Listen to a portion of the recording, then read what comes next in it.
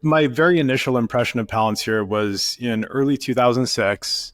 Uh, and when I met the team at that point and I saw uh, early versions of both the intelligence and defense platform as well as the finance platform, what was immediately clear is just the caliber of software engineering talent was completely unlike anything I'd ever seen before.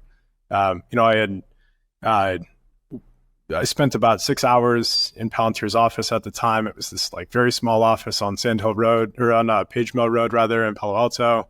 And I remember walking out of there and I told my then fiance, now wife, like, I think I was just in the Matrix. Like, that was unbelievable. And I have to join this company. And so I ended up, taking I think like an 80% pay cut versus what I had at Lehman. Cause, as with most Silicon Valley startups, they're not exactly paying much cash, but you get a bunch of equity. But I think that I mentioned that just because, the mission alignment from the beginning, the caliber of the software engineering team, and the kind of motivation for starting Palantir in the first place, in large part was after the 9/11 Commission report came out, it was pretty clear that there was information that was knowable in advance, and had that information made its way to the right people in a timely way, using a really secure technology platform, perhaps the outcome would be different. So that was really the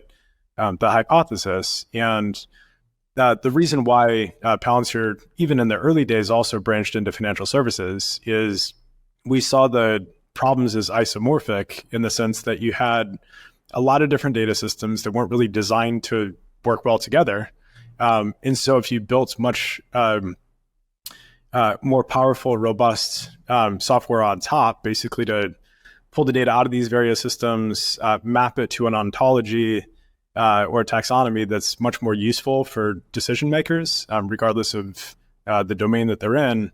Again, it's a way more kind of complete way to make high quality, consequential decisions using the richness of information that's coming from a variety of different places.